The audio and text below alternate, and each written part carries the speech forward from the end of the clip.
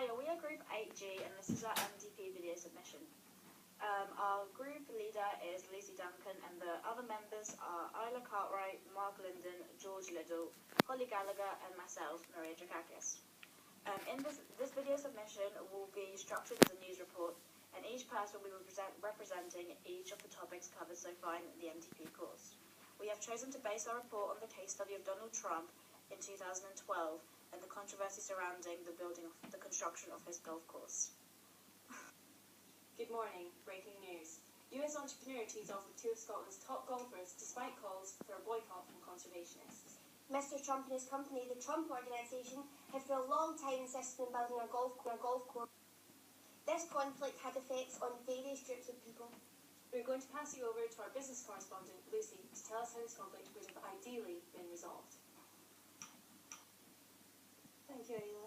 Corporate social responsibility describes how companies are expected to manage their economic, environmental and social responsibility affairs so they can gain an overall positive impact on the world.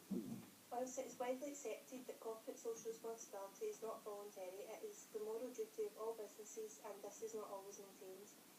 As ethical behaviour within a business has become even more valued and expected by consumers in the 21st century, for a business to be successful, they must develop networks and ideas which will fulfil this societal obligations. Now over to Mark. Relativism is a philosophical position that all points of view are equally valid and that all truth is relative to the individual. This means that all moral positions, all religious systems, all art forms, all political movements are truths that are relative to the individual. Under the umbrella of relativism, whole groups of perspectives are categorized.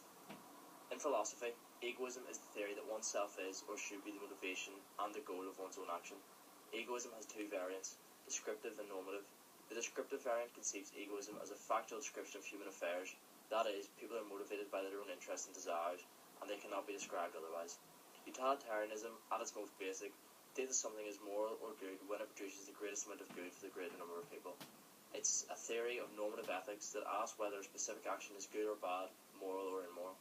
Deontology is an approach to ethics that focuses on the rightness or wrongness of actions themselves, as opposed to the rightness or wrongness of the consequences of those actions, or to the character and habits of the actor. Thus, to a deontologist, whether a situation is good or bad depends on whether the action that brought it about was right or wrong. Obviously, as there are flaws in all these concepts, it is therefore not possible to successfully implement them perfectly into today's business world. Thanks. A recent wind farm versus Trump golf course crisis has caused a negotiation nightmare. Trump has adopted a distributive negotiation tactic. This means he wants his demands met fully. He has done this through his use of good cop about the local environment and how beautiful it is, and bad cop about the detrimental eyesores caused by wind farms. The wind farm company, however, has adopted a more integrative approach. It focuses on everyone's overall interest and not the position in the negotiation. They are separating both themselves and Trump from the problem so they can identify what the real problem is. This allows them to aim to get a mutual gain for both parties.